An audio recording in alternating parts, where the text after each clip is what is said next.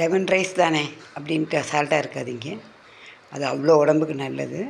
இனிமேல் வெயில் காலம் வருது, அதை எப்படி கேர்ஃபுல்லாக பண்ணால் கெட்டு போகாமல் இருக்கும் அப்படிங்கிறது தான் இப்போ இதில் சொல்லியிருக்கேன். ரொம்ப நன்றி. லெமன் ரைஸ் பண்ணும்போது 3 முக்கிய குறிப்புகள். ஃபஸ்ட்டு எண்ணெய் சூடாகும்போது நிலக்கடலை, கடுகு லாஸ்ட்டில் தான் போடணும். உளுத்தம்பருப்பு, கடலைப்பருப்புலாம் போட்டு அப்புறமா கடுகு லாஸ்ட்டில் போடணும். நிலக்கடலையை போட்டு திருப்பிடணும். அப்புறம் எண்ணெயிலேயே 2வது பாயிண்ட்டு, எண்ணெயிலேயே மஞ்சள் பொடி போடணும் லைட்டாக சூடாக இருக்கும்போது. அப்போ தான் மஞ்சள் பிடிக்கும். 3வது பாயிண்ட்டு, அதுலேயே எண்ணெயிலேயே உப்பு கொஞ்சம் போட்டுக்கணும். பத்தாட்டி அப்புறம் சேர்த்துக்கலாம். 4வது பாயிண்ட்டு, இறக்கி வச்சு கொஞ்சம் ஆறின பின்னாடி கருவேப்பிலையை போடணும். அப்போ தான் அது பொரியும். கருவேப்பிலையும் பெருங்காய பொடியையும் போட்டு அதை கிளறி விட்டுறணும். இதுதான் இது. அப்புறமா சாதம் ஆற வச்சுட்டு அப்புறம்தான் லெமனை பிழியணும். சூடாக சாதத்தில் லெமனை பிழியக்கூடாது. அதுக்கப்புறம் பேக் பண்ணும்போது அந்த டிஃபன் பாக்ஸை நல்லா தொடச்சிட்டு பேக் பண்ணணும். இல்லாட்டி மத்தியானம் வரைக்கும் லெமன் சாதம் ஒரு மாதிரி கெட்டு போயிடும். அதனால் இந்த குறிப்புகள்லாம் பார்த்துக்கோங்க. லெமன் சாதம் தானே அப்படின்னு இருக்காதீங்க. அதையும் கவனமாக பண்ணோம்னா செம டேஸ்டியாக இருக்கும்.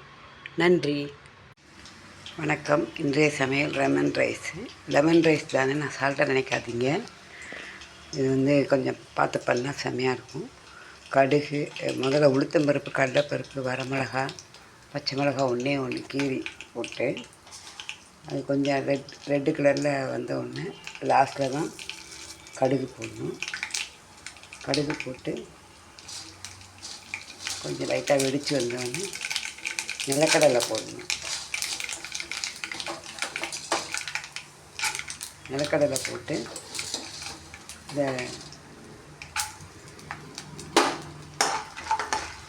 ஒரு அரை செகண்ட்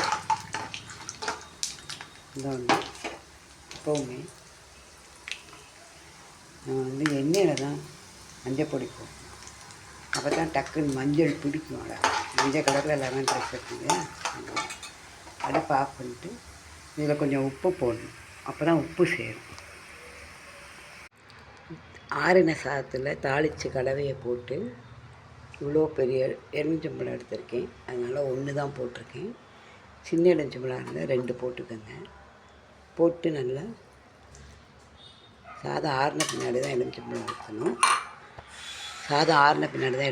ஊற்றணும். ஊற்றி ஏற்கனவே நம்ம உப்பு போட்டிருக்கோம். தாளிக்கும் போது டேஸ்ட் பார்த்துட்டு கொஞ்சோண்டு உப்பு போட்டுக்கோங்க தேவையான.